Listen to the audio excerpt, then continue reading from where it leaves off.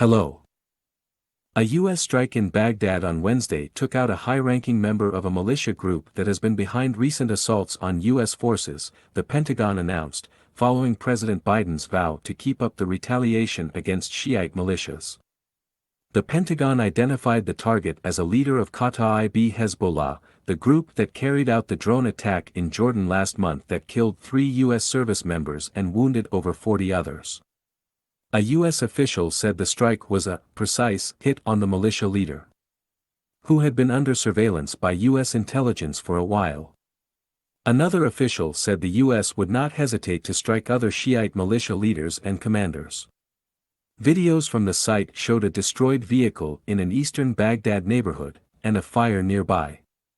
A top Kata'ib Hezbollah official and Iran's Revolutionary Guards Corps both confirmed that 2 commanders died in the strike. Witnesses said ID cards found at the scene named them as Arkan al-Elayawi and Abu Baqir al-Saedi. As a result, crowds took to the streets of Baghdad, shouting, "America is the devil." Major General Tahsin al-Khafaji, a spokesperson for Iraq's security services, condemned the strike as an attack, and said it breached Iraqi sovereignty and threatened serious consequences in the region.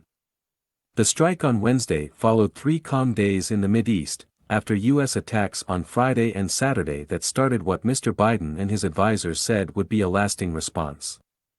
On Monday, the Pentagon said that U.S. planes had hit or severely damaged most of the Iranian and militia targets they had attacked in Syria and Iraq on Friday.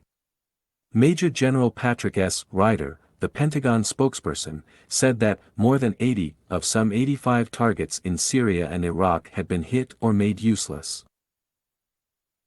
The targets, he said, included command centers, intelligence facilities, storage sites for rockets, missiles and attack drones, as well as logistics and ammunition depots. Kata'ib Hezbollah, based in Iraq, is seen as an agent of Iran, and the U.S. labels the group as a terrorist organization.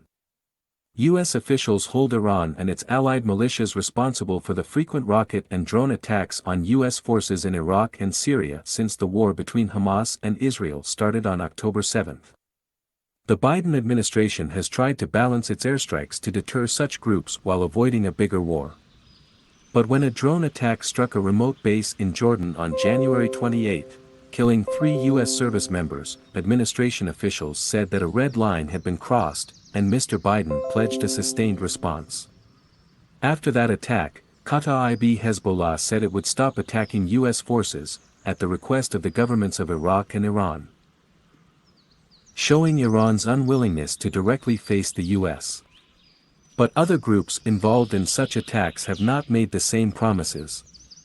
The exchange of attacks in Syria, Iraq and Jordan, not to mention the back-and-forth strikes that the U.S. and its allies have traded with the Iran-backed Houthis in Yemen, have pushed the region closer to a wider conflict. Even as the administration claims it does not want war with Iran. Instead, U.S. officials say they are focused on reducing the militia's powerful weapons and preventing more attacks on U.S. troops and merchant ships. Thank you for watching this video and don't forget to subscribe to my channel.